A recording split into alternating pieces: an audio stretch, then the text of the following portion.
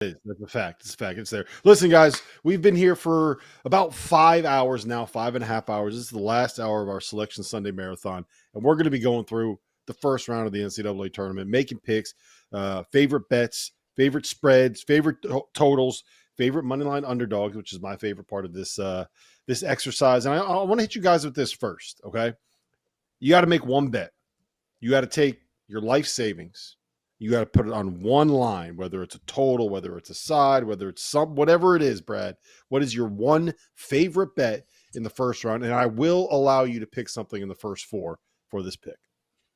All right, I'm going to take the under in Maryland and Grand Canyon, believe it or not. I saw that total open at a sky-high 149.5, and I was like, what in the bloody hell are the odds makers doing? Grand Canyon's calling card is an excellent defense. They do play at a kind of a brisk pace, but I understand that Maryland is also top 100 adjusted tempo, but they also are a fabulous defensive team. So I think it's going to be a chore to score in that game from beginning to end. So 149.5, despite what could be a fairly brisk pace, way too high of a total. So yes, I will throw kidney.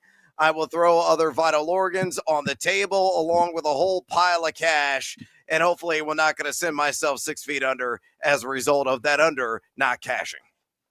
All right, Ryan, you don't have to bet a kidney. All right. We'll keep this strictly to monetary wagers here. But what's your favorite play in the first round?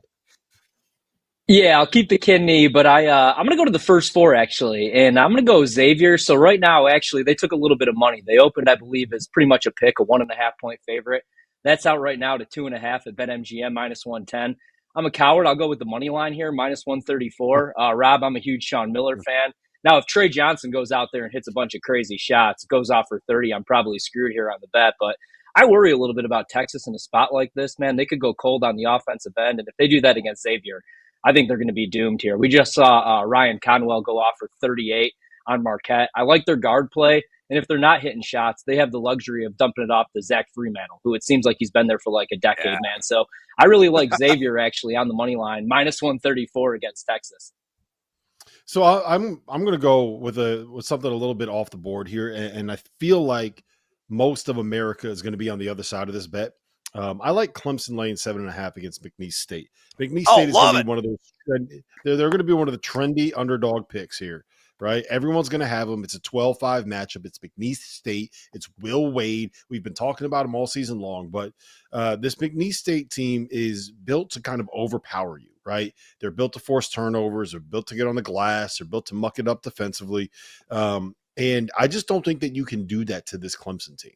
I think, matter of fact, I think this was about as bad of a draw as McNeese could have gotten because Clemson is old. They are physical. They're not going to give up offensive rebounds. Chase Hunter is 24. He's quite literally the father to a 1-year-old. Like, you think a father to a 1-year-old is going to be intimidated by any kind of defensive pressure that you get? No, it's not going to happen. I like Clemson. I think they win that game by 12 or 15. Remember, last year with McNeese, everybody loved him against Gonzaga, and then Gonzaga went out and 30-pieced him. Yep. I don't think that's going to happen, but I think Clemson wins this relatively easily. Ryan, your favorite future, and right now it looks like BetMGM only has title futures up, but what's your favorite future right now? What do you like the most?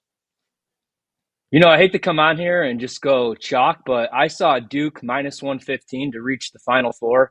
I legitimately think, Rob, Brad, I think that they could reach the Sweet 16 even if Cooper Flagg wasn't going to play opening weekend. And obviously, I think he's going to be out there, right? I just really like this Blue Devils team, man. The way that they could guard, I do think that Cooper Flagg's the best player in the country. And even without him, I mean, they have shot creators. I really like what John Shire has done.